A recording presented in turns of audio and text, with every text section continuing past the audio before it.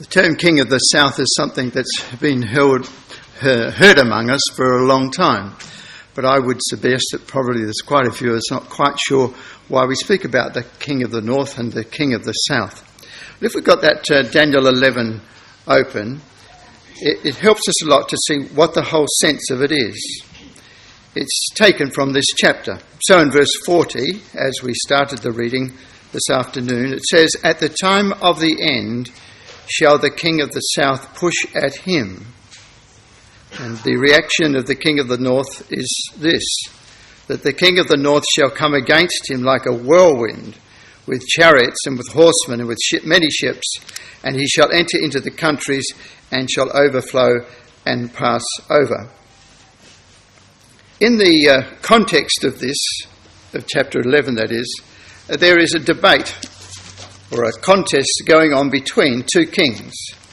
You probably remember that Alexander the Great had 4 sons, and the Greek kingdom was divided into those 4 portions when he died.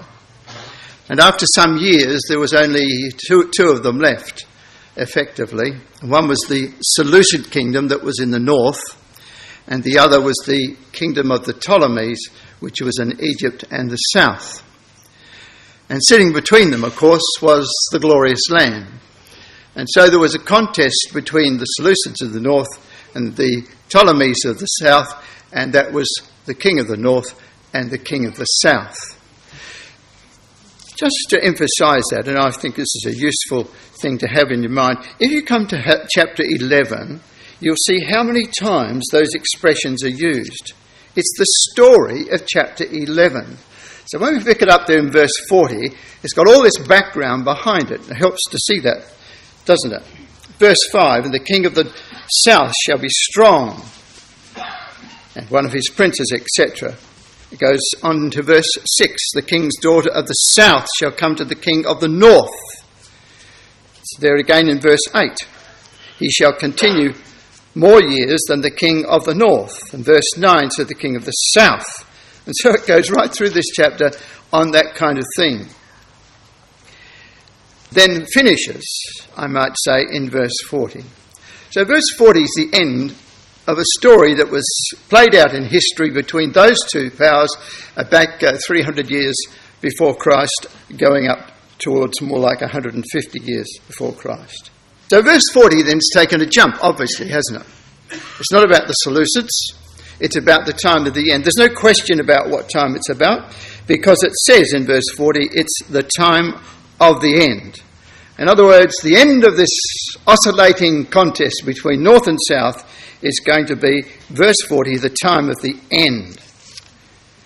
Chapter 12, verse 1 makes that even more obvious, doesn't it? Because having given us the last chapter, it says in verse 1 of chapter 12, "And at that time shall Michael stand up, the great prince which standeth for the children of thy people." And that it is a cumulative thing, a final issue, is plain from what follows.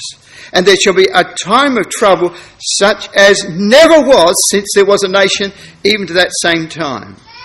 And that time thy people shall be delivered, every one that shall be found written in the book." How delivered? Because of resurrection. Verse 2, "Many of them that sleep in the dust of the earth shall awake, some to everlasting life, and some to shame and everlasting contempt." Now that's very important context if we want to understand what verses 40 to 45 are about. They have to do with the time of the end, the time of resurrection, when the time of one like unto God, Michael, is going to stand up, both in the sense of the principle of the angels and, of course, the Lord Jesus Christ, who was the image of God. Well, what sets off this climatic descent of the King of the North? Verse 40. It says, "Yet at that time of the end shall the King of the South push at him." Doesn't sound very adventurous, does it? It shall push at him. It's very different to the picture that we have in so much of the rest of this chapter, like, for example, verse 25 of chapter 11. much more dramatic. He shall stir up his power and his courage against the king of the south with a great army, and the king of the south shall be stirred up to battle with a very great and mighty army. Very different language in the beginning of verse 40. The offering that's made by the king of the south is relatively mild. It says that he will push at him. And yet that was sufficient to set off the king of the north. In other words, the spirit and strength of mind of the king of the north was in excess of the king of the south. And it stirs him to really overreact, we might say, compared to the defence that the king of the south have made towards him, or the mild offence that he made towards the king of the north. He is infuriated by that. Now, I think that's interesting, because of this one quality about Putin that becomes more and more obvious, it is that he loves a challenge. He sets us back on nothing, does he? If there's somebody that offers some criticism, whatever way it might be, in terms of defence or military exercise or words in the press, then you can be sure that Putin will respond in very great strength. You know, we've had a man in the last couple of years that's been prepared to use expressions that no one has been prepared to use for many years. Don't mess with Russia. We're a nuclear power. What's the threat behind that? We're talking about nuclear power, my dear brothers and sisters. This is a man's glib comment. Don't mess with us. We're a nuclear power. We haven't had anyone, perhaps not even North Korea, that would have offered such enormously challenging words as that. Don't you breach with me, he says. And, you know, in 3 times in 1 week, they offered the comment that we could take the Baltic states overnight. And I think they could. But what an incredible comment to make publicly to a world that's already very nervous about the instability that's throughout the world at this time. Our forces could absorb the Baltic states in 24 hours. Now, that's exactly the kind of mind that we would expect. It's a very challenging mind, determined and arrogant. It's go. It's a spirit of great revenge. If we come over to Ezekiel, not to spend much time in Ezekiel 38, Carl, but we're trying to be careful not to run over each other. But in Ezekiel chapter 38, it's not until verse 14 that the whole matter gets underway, is it? Have you realised that? It's not until verse 14 that the prepared Gog launches his event. He's been peacefully, apparently, scheming. He has an evil thought, and he's been scheming his way. And verse 14 then opens up the new chapter of events. Therefore, Son of Man, prophesy and say unto Gog, Thus saith the Lord Yahweh, In the day when my people of Israel dwelleth safely, thou shalt not know it. And thou shalt come from thy place out of the north parts. He still hasn't moved yet. This is commentary upon it. It's very intriguing commentary. And thou shalt come from thy place out of the north parts, thou and many people with thee, all of them riding upon horses, a great company and a mighty army. It still hasn't come yet, has it? What he's going to do, he doesn't break out until further down in the chapter in verse 18. And all of these are preparatory comments. Look at the strength of verse 14, my dear friends. This is the personality of verse 14. Thus saith the Lord God, In that day when my people of Israel dwelleth safely, you sneak. You've waited until you've lulled them off into false security, and now you're going to go, and they're my people. There's the feeling of God. There's a lot more to our Ezekiel 38 than sometimes we ever read. That's a comment of extreme feeling. Many people with a huge crowd of people, an unprecedented assault upon the nations of the world, and thou shalt come up against my people of Israel. Ever felt that before? The strength of that? He's not just saying you'll come south a lot of people. He's saying you're coming against my people of Israel as a cloud to cover the land. Hopeless to overcome it. It shall be in the latter days. And I will bring thee against my land. See that again. That the heathen may know me, when I shall be sanctified in thee, O Gog, before their eyes. Thus saith the Lord God, art thou he of whom I have spoken in old time, by my servants the prophets of Israel, which prophesied in those days many years that I would bring thee against them? My servants the prophets. This is an historic personality. It's something that's been written in the mind of God and in our scriptures in some sections for a long time, says God. It's a day to be remembered. My dear brothers and sisters, don't appeal to us to fill the times. I've heard that talk of Don's a couple of times now, it might be 3 times. But I cannot help feel that the power of it is to be able to do something with it in our lives. It's a real challenge to us, isn't it? Are our lives changing day by day as we live in such a kaleidoscope of amazing things that are happening all around us? Doing the readings at home now, perhaps better as a family than what we did 3 months ago, 6 months ago. Are we? Or is it still a bit too much time at work and a little bit too less time with our children? It's our Wednesday nights like at Bible class. Attendance has improved. Or still the old questions, oh well, don't think I can make it tonight, and I've got some other things I have to go to. And the children have got some appointments with this and with that and so on. Kind of things have been happening for years in our Christadelphian ecclesias. Slackening off, that's what we call it, isn't it, really? All arranging groups are aware of that. There's many ecclesias troubled by that. They see that, in fact, the times are upon us, but we're not adjusting to that. It's not a full hall that we would have on Wednesday nights. And sometimes, well, we don't think that we need to really bother about some of the meetings. And if we're the slightest bit not so well, that seems to be enough in many cases to say, well, I don't think I can make it tonight. But really, these are real things. This is an historic event. We are in the middle of it. You and me. Got to make a change to our lives. The responsibility is greater according to the increased understanding that we have. There's never been a generation that have seen what we've seen. Rightly said that for 41 years we have said when Britain went in, she will come out. We've all heard that many, many times, haven't we, among ourselves. We just couldn't fit it in. How could it be that Britain goes into Europe? Well, she did.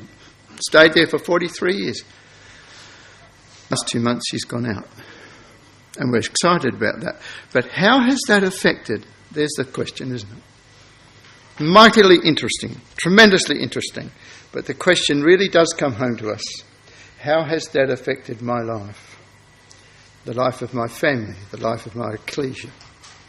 More concerned about what's happening ecclesially. Gone and seen those folk that needed a little bit of help here and there. That young person that was finding it a bit rough and so on. Is that where our lives are going? Because that's really what in the end it must mean. So, in Ezekiel verse 13, we have a key verse for our study this afternoon. There's 3 powers involved. This is the king of the south. It must be. There's no other alternative. If the Gog power is coming from the north, then the alternative, verse 13, must be generated in the south. And intriguingly, it's not Tarshish that we speak of so much that's first mentioned. It's Sheba and Dedan. Why should that be? I suppose one good reason is they're right sitting underneath what's coming. It's going to affect them in a more direct country way than is going to fit going to affect the ships of Tarshish and the merchants thereof. But it is interesting to notice that Sheba and Dedan are the first that are mentioned. That they're related to Abraham. In Genesis chapter 25, it tells us that they're of Keturah, which we probably remember was true, and that Keturah had a number of children. Verse 2 says, she bare him Zimram, Jokshan, and Medan, and Midian, and Ishbak, and Shua. And picking up the second of those, Jokshan, it says that Jokshan begat Sheba and Dedan, and then tells us who the sons of Dedan were. That's interesting, isn't it? These are direct relatives to Isaac and to his son Jacob. They were children of Abraham through Keturah. And the first mentioned was Sheba. So it's curious for us, as I'm sure as it would have been to Ezekiel, to find in verse 13 that this strange group of people that dwelt out in the area basically of Saudi Arabia, that they were linked with the merchants of Tarshish and with all the young lions developed from him. So there's three groups in there, Sheba and Dedan, then the merchants of Tarshish, and all the young lions thereof. But Sheba and Dedan are mentioned first. Roughly speaking, those areas of Sheba and Dedan are within the confines of the very large country of Saudi Arabia. Saudi Arabia is a very large place, but only 5% of it is arable. Excuse the pun, it wasn't intended. But 5% of that country is useful for any sense of growth. It's basically rock and sand, with almost a nil rainfall. And sometimes you'll find that some feel that Dedan's more this way or that way, or that Sheba's more this way or that way. I was told when I was a boy that Dedan was down here on the southwest corner, and that the port of Aden, which is at the point of that corner, that took its name, Aden, from Dedan, and I suppose that's possibly still true. Because it's not easy to say where you might find those, because Scripture itself sometimes has those names designated in a different way. Because of that, I don't think that's the big issue. They were wanderers anyway. What is true is that they were members of a very large peninsula called Saudi Arabia today. And if we were to make a list of those countries that take up that area, this would be the list, something like this. Saudi Arabia, obviously, by far the greater part. Qatar and Bahrain, of course, are in the Persian Gulf. There's the Emirates, Muscat and Oman, and Yemen, right down in the corner where it's nominated here as Sheba. Then Jordan, which is up where that area of Kedar is marked on the map. And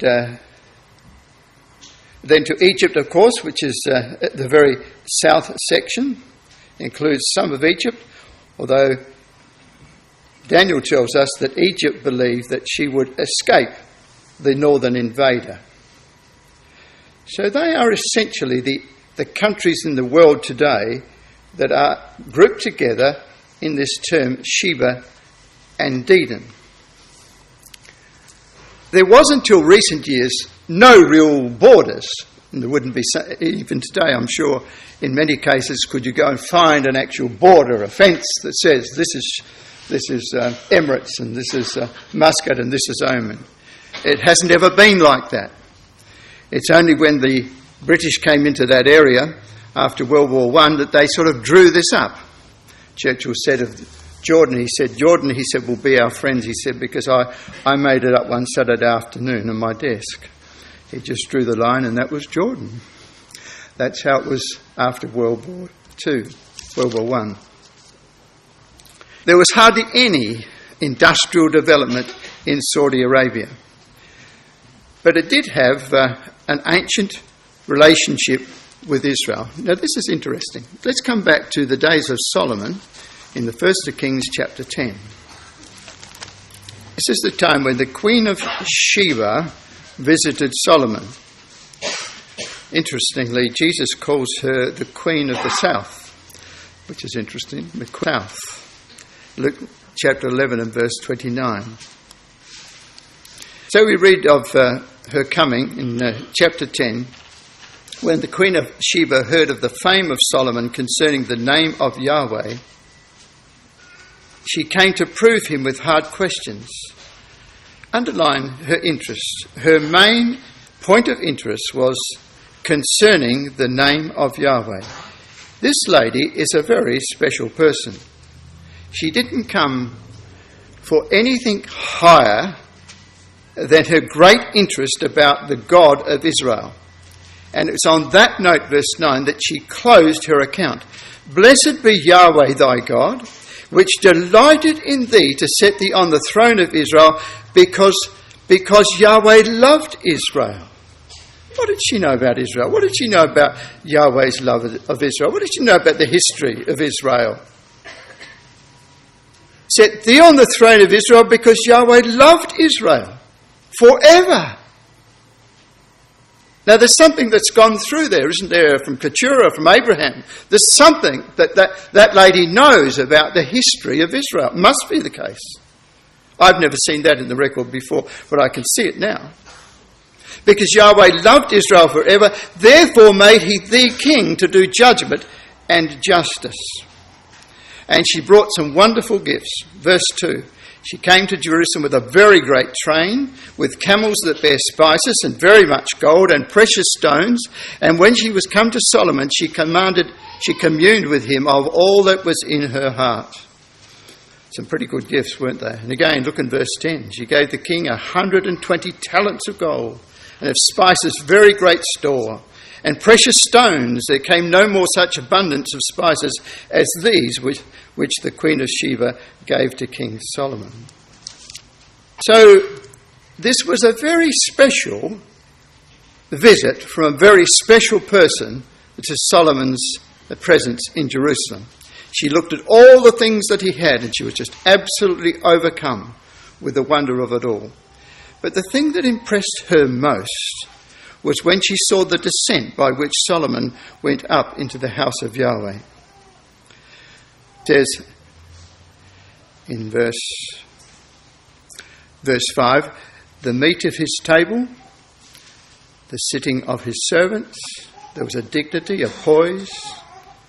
Everything was done in the best taste, and the attendance of his ministers, and their apparel, and his cupbearers, and his ascent by which he went up unto the house of Yahweh. And when she saw that, there was no more spirit left in her. She was just overcome by the brilliance of Jerusalem in the reign of Solomon. But she didn't put that down to Solomon alone. She put it down to the God who put Solomon there. This is a very remarkable lady. It's no wonder that she came to Jerusalem. Of all the other people that did come, because it says in this same chapter that many people from many countries came to Jerusalem. We don't even know who they were. But we have this lengthy account about this particular woman. This is Sheba. She's the Queen of Sheba and Dedan. This is the history of that people, and the history of that people with Israel. There is a history. It's a very interesting thing to see there. Right at the end of the time, there's a Sheba involved in the final descent of Go.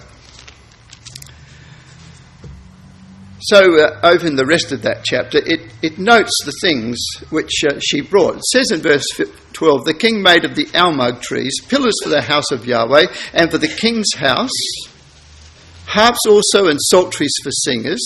There came no such almug trees, nor were seen unto this day. So like they had taken cedars in the Mediterranean and taken them from Lebanon and brought them down to to Israel along the sea, so also there were trees that were brought from the area from which she came.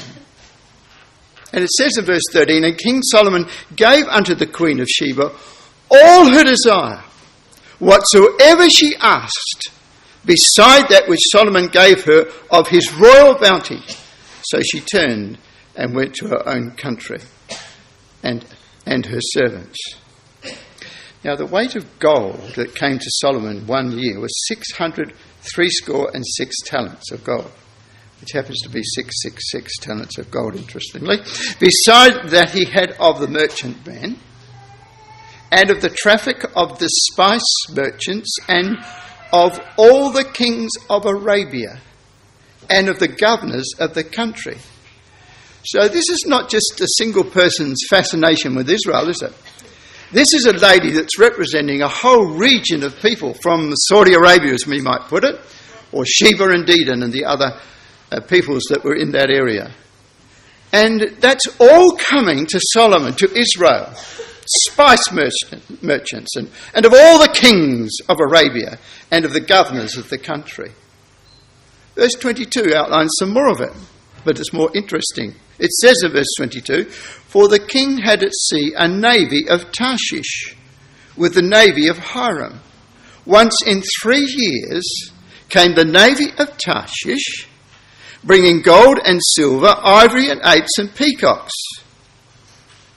So here we have Tarshish involved in the very area that she's come from, and it's an eastern Tarshish.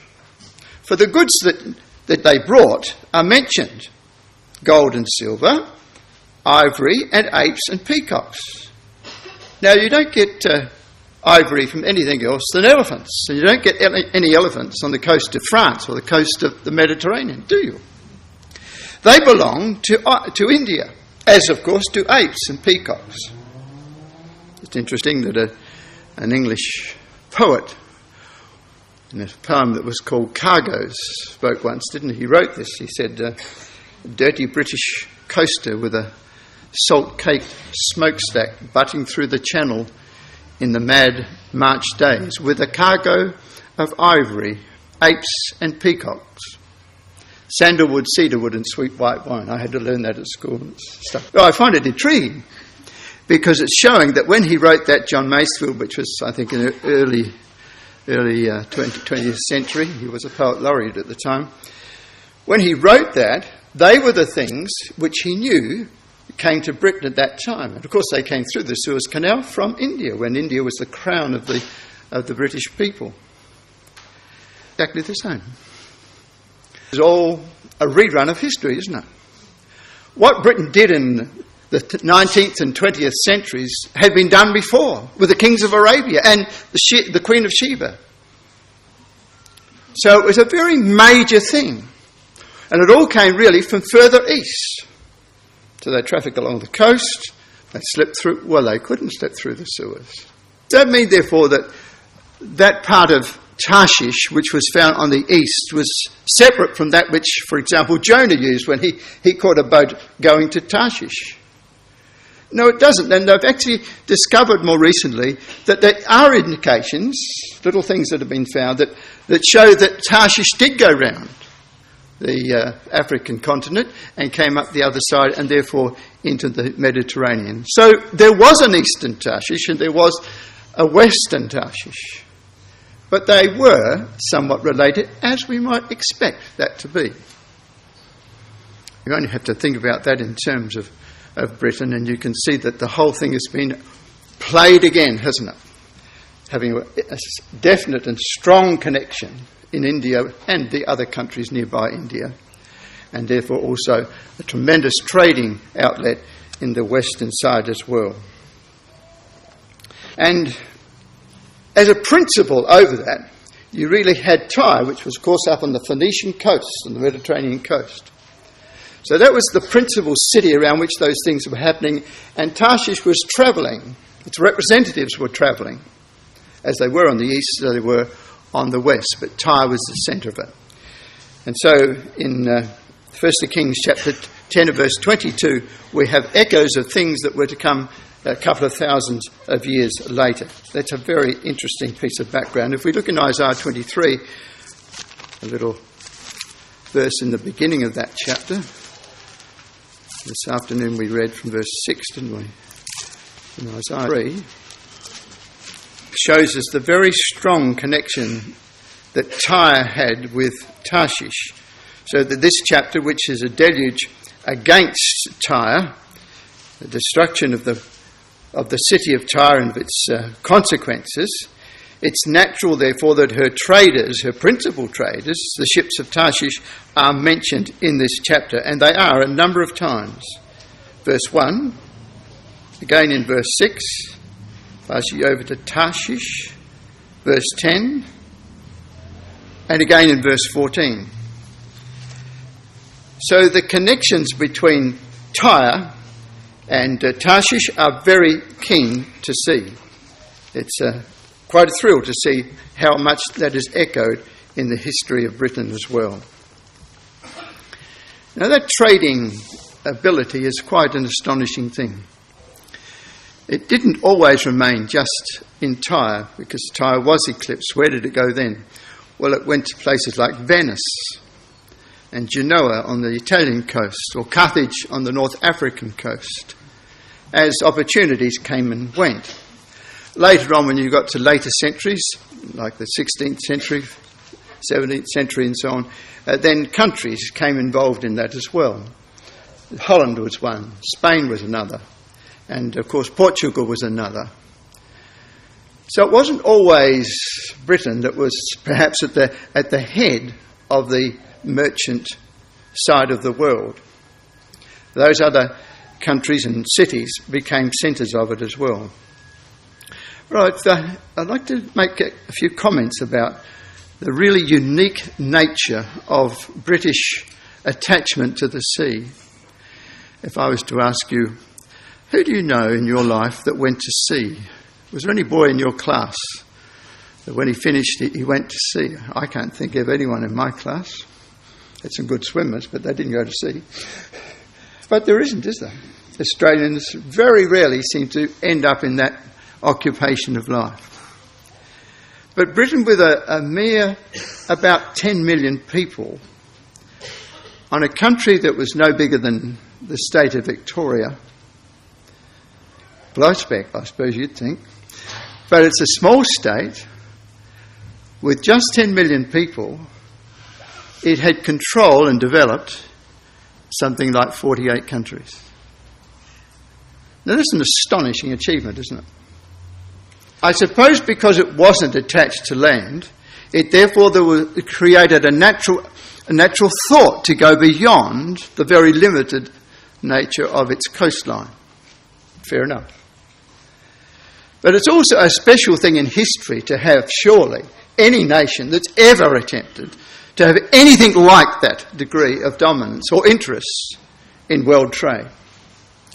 And I remember once in San Diego there was a windjammer there in the harbour, and you could go and visit this, and it had a chart up all about Britain and what Britain's trading interests did to the world trade. And it said it was British world trade interests, maritime interests, that vastly changed the trading in the world. Now, it was a fresh thought for me, but when you think about it, you can see why, can't you? If you're landlocked, if you stay in your own country, then you trade with your neighbour. But if you go into the seas, then you can trade with anybody, of course. But nobody seems to have seen that like the British people did. Not only that, but sailing wasn't an easy thing. It was a dangerous thing, because there were almost always the coasts to be followed, and the coasts might have rocks and small islands and all sorts of things. And therefore the country that worked out and charted all of those ways to go was well ahead, weren't they, from those that had not done that. And Britain put their mind to that, and they really became experts in the channels of the seas of the world. Even crossing to the New World, they knew the best way to go. And so eventually they dominated in that area. Such a dominance, can you imagine this? have Australians in this day, I'm sure. But can you imagine that when another vessel of some other country crossed the pathway of an English ship, they actually lowered their flag in deference to the British flag? Now, I know Donald thinks that's marvellous, but we find that a bit hard to believe, don't we? It's an amazing thing. It really is. It was a recognition by the countries of the world that Britain ruled the waves. It was no exaggeration. Britannia rules the world, the waves. A quite astonishing fact of history. And I found it very interesting to think about that in the terms of what we're looking about in Ezekiel or in Solomon's days. It's a unique situation that they enjoyed, that smallish country had so many people that went to see. Robert Roberts, what did Robert Roberts' father do? He was a ship captain, wasn't he? What did some of his sons do? They too also went to sea in some turn. So very many remarkable things happened because of that. And particularly when Drake, for example, defeated the Spaniards, and then later there was Nelson who defeated Napoleon's fleet, Spanish-French fleet, at Trafalgar. It was then that Britain was absolutely on top of the situation in the world. Then on until well into the 20th century, that was the situation. It's fascinating history, isn't it? That's why it's been so remarkably interesting to see this brought into Ezekiel at the end. Because not only as a defence power, but also in a role that was yet to come in bringing Israel back, a seafaring country was required. Think of 48 nations that have been developed. You know, if you develop a nation, you've got to have some good judgment, don't you? You've got to have some good schooling. You've got to be able to set up a government and a system of roads and a system of policing and various government departments that any country requires, a parliament. That's a tremendous amount of responsibility. To do that 48 times over is just simply astonishing, isn't it? I think Australia's struggling at the moment to have one government. We can get going in some degree of conformity, and 48 countries, they were built really by the work of the ships of Tarshish and their people. Another thing that I saw once was a photo, not a photo, but it was a painting, and it was a painting of the Southampton dockyards. My dear brothers, I've never seen anything like it. For as far as you could see, there was dockyards in this painting. Southampton's at the base of Britain, and it really opened my eyes as to how enormous this enterprise was. There would have literally been almost 100 ships being built along these wharfs. That's a vast enterprise, a huge enterprise. Around the corner there was another whole lot that went up that way, and the Thames also had their shipbuilding. So that's how it affected the country. A huge part of its interest was invested in this sense of trading. That's how it happened. You might know the port called Newport in Wales. You probably don't even know where Newport is, but if you go to Wales, they'll tell you. Newport became the busiest port in the world. And I didn't know about it until I went there. But it was the busiest because at one stage all the ships of Tarshish, all the ships of Britain came back to Newport to recoal because it had the coal that suited their steamships that had then been developed. Fascinating things, aren't they? Gone past us, and certainly the rising generation, I'm sure, would find that very interesting information indeed. Different what we've seen of Britain. Most different indeed. But that was the situation. Even when it came to the Suez Canal, who got the Suez Canal? Why is it called Suez? Because the architect was a Frenchman. But it didn't belong to the French, did it? It belonged, strangely and peculiarly, to the British. Because their Prime Minister, when he saw that the share market for the Suez Canal shares was down, he went to Queen Victoria one Sunday and asked her that she could make a cheque out to buy the Suez Canal. And so the Suez Canal became British, even though it had a French name and a French origin. Amazing things. All in the same story, my dear brothers and sisters, and I found all that very wonderfully significant and interesting. The most favoured of my quotations of John Thomas, I think, is this one. I know not whether the men who at present contrive the foreign policy of Britain entertained the idea of assuming the sovereignty of the Holy Land and of promoting its colonisation by the Jews. Their present intentions, however, are of no importance one way or the other, because they will be compelled by events soon to happen to do what, under existing circumstances, heaven and earth combined could not move them to attempt. The finger of God has indicated a course to be pursued by Britain, which cannot be evaded, and which her counsellors will not only be willing, but eager to adopt when the crisis comes upon them. And the crisis did come upon them out of World War I, and they were there at that time because they'd been in Egypt, and then they were next door to Palestine, and the Turks were playing up, and there was opportunity in 1915 and then 1916 after Gallipoli to move into that area, and they, of course, did that. That's a highly significant thing. We think of that in the purpose of God, my dear brothers and sisters. It's a very blessed opportunity for any nation to have that to their credit, that in the midst of this crisis of all the nations, they were able to put into effect what God had said to Abraham and allow that people to come back and ensure that they would. All right. They were sometimes cruel and sometimes inconsistent. But nevertheless, some nation had to do it. And God said, it will be the finger of Britain, as Dr. Thomas has pointed out there. What an amazing thing. The same with World War II. Britain again was found in that area and ended up, of course, being in control of the territory after the war. And so that led to the nationhood of Israel. They're great things, aren't they? Great things in history. All that's behind the fact that they are there in Ezekiel chapter 38 as final interest takers in the matters that happen in Ezekiel 38. Well, the other group that are there in Ezekiel 38 are called the young lions. That's an amazing description, really, of the third element of this South Confederacy. 2,600 years ago, this description was given, that they would be the young lions of Tarshish.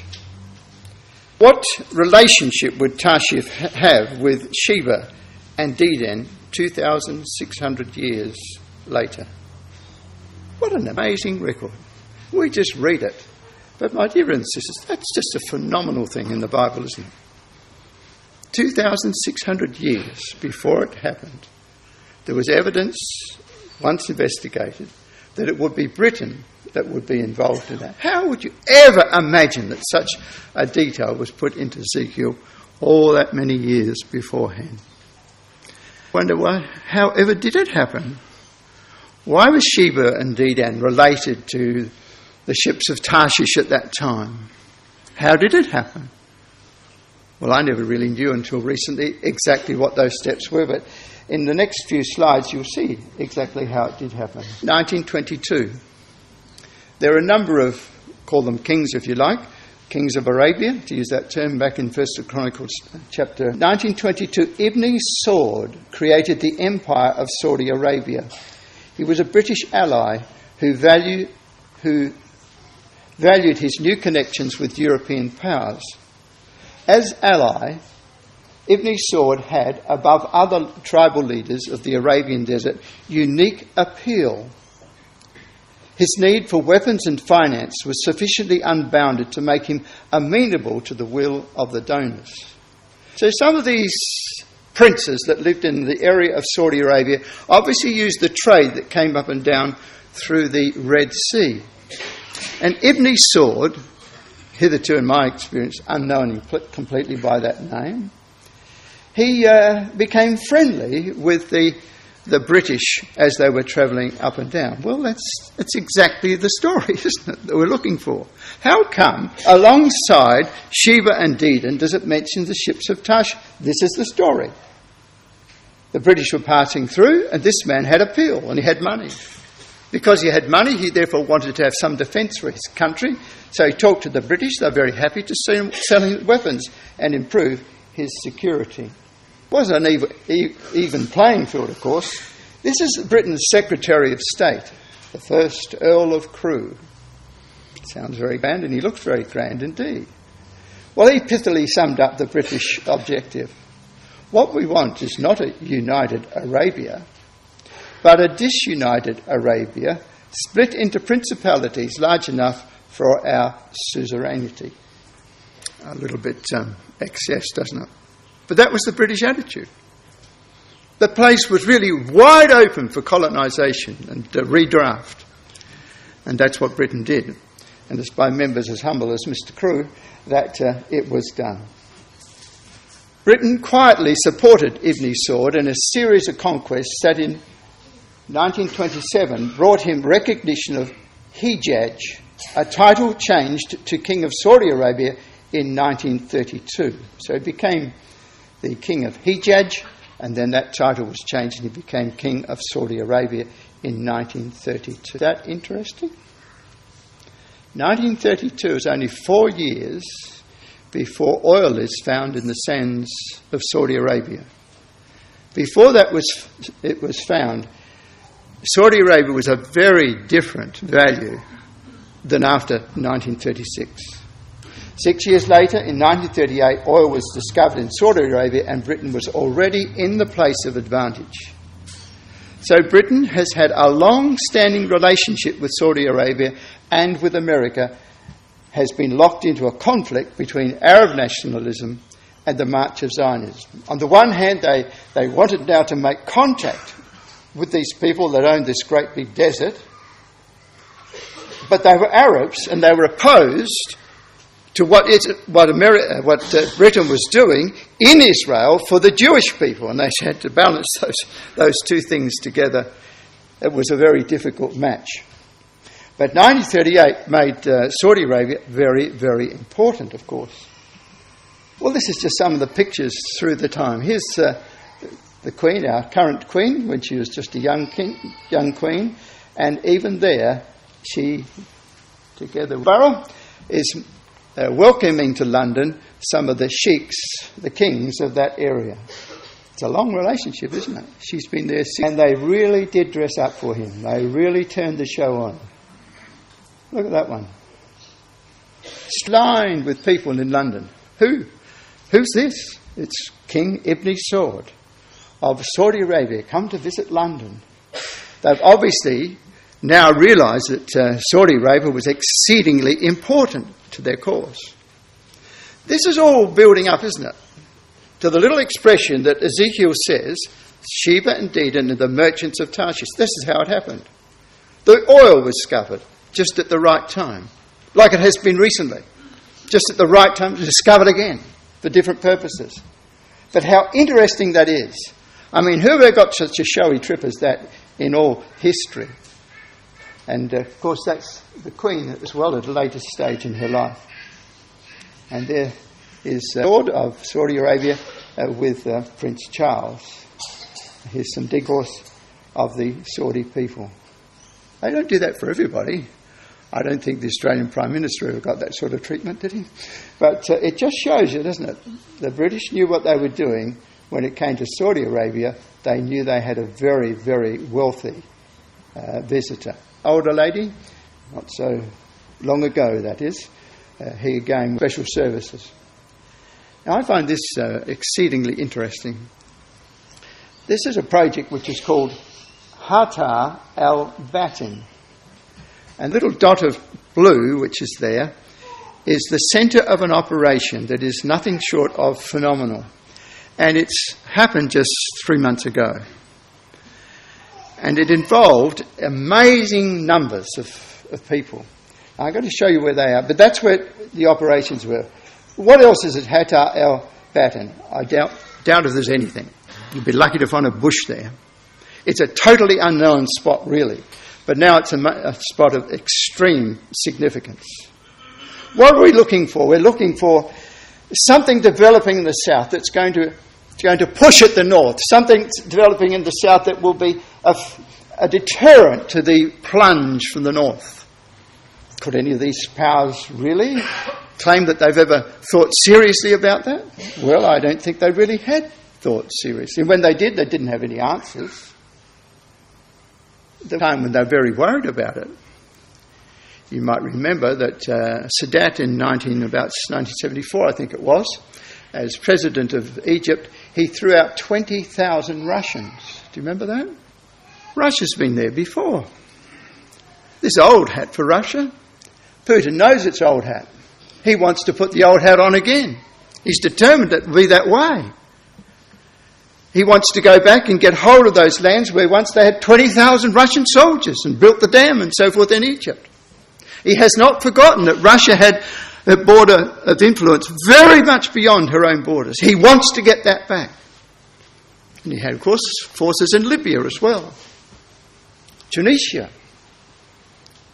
Russia had considerable influence through that area, Egypt and so on. Well, it's very, very interesting, extremely interesting to find in our very recent history this story about Hatar al-Batin. Now, here's an indication of the size of the project. Saudi Arabia initiated a massive military drill in which 20 nations participated. Do you believe that the Arabs could have put together 20 nations to do that? Able to work together. 20 nations cooperated. 1,500 planes, 20,000 tanks in this forlorn and hopeless place, and 450 helicopters were involved in the exercise. Up to 350,000 troops from Gulf nations and other allies such as Pakistan to the east, Jordan in the Middle East, Chad and Sudan, Chad in North Africa, Sudan in Africa as well, took part in the drill over 18 days in Hatar al-Batin, showing their unity to the region and a message of defiance to Syria, Iran and Russia. Saudi Arabia was able to pull that off. And the list of nations, I think I have put it in, these are the countries which joined with Saudi Arabia in the operation. Morocco, way out in Western Africa, Pakistan, East, Chad, Tunisia, Comoros, Djibouti, Oman, Qatar, Malaysia, Egypt, Mauritania, Mauritius, in addition to the Peninsula Shield Force. That's serious work, isn't it? To be able to get that number of people together means that they have really done a huge amount of work. And when you look at the little type, you find that a lot of those nations were very cognizant of what they were doing and working it with Israel itself. Isn't that fascinating? Whoever would have dreamt that possible? It's only just a very short time that Saudi Arabian head of state said, my principal desire in life is to be able to worship in Jerusalem with a land which has no longer got Jews in it. That's what he said. And now, unbelievably, he's combining all these people together in this phenomenal exercise to prepare them for the King of the North. How remarkable, my dear brothers and sisters. I don't suppose he knows Ezekiel like we do, but if he did, what an amazing observation it would be for him to see that. So that's called, whole procession is called the Northern Thunder. Well, it's not actually north, is it? We call it the Southern Thunder because he's the king of the south. But it's the Northern Thunder in so much that it's above Egypt and it's above Saudi Arabia, or most of Saudi Arabia. Then, just very recently, we came across this. Much in there. The last one didn't say much about it, but this one does. Jordan and the USA, this is just a week or two old, are strengthening military relationships. And of all titles, they have called it Eagle Lion 2016, in line with a remarkable echo of Ezekiel 38. Of all the names that they could have thought, in this relationship, this special new relationship between Jordan and the USA. Jordan's never been far away from the USA, but this is something that they obviously got together because they're mutually concerned, and they want to clean up the Sinai, and they want to give strength to the borders of Jordan, and Jordan looks very vulnerable, doesn't it? And so gets together with the USA, and they call the exercise Eagle Lion 2016. What an amazing thing. And in the motto that they have, the symbol of it, and I thought, isn't that simply amazing? Eagle, I suppose, that's America. But what they chose was so much in conformity with the symbols that we've seen on this subject. And I suppose the other thing, my dear brothers and sisters, that is truly remarkable about all of this is the finds of oil and gas, both in Israel and in the sea, the Mediterranean Sea, just north of Egypt. You know that the gas that's been found in that area is said to be perhaps equal to any gas field found in the world to this time. These are not small things. These are massive things.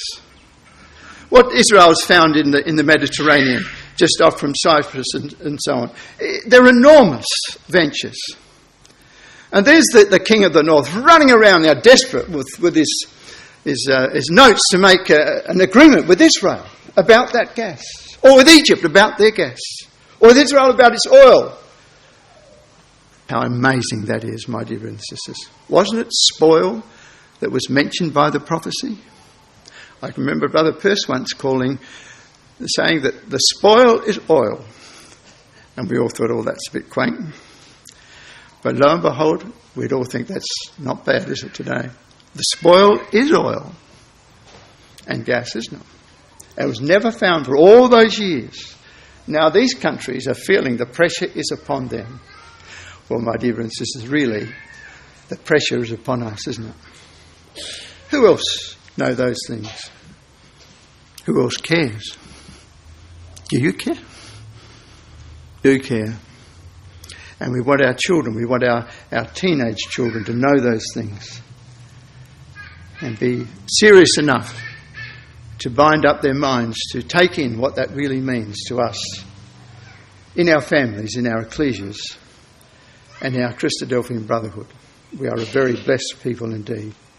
May God help us to hold tight and hold high the things that have been given to us and bind our ecclesias together in wonderful things of which God has made us the privileged retainer.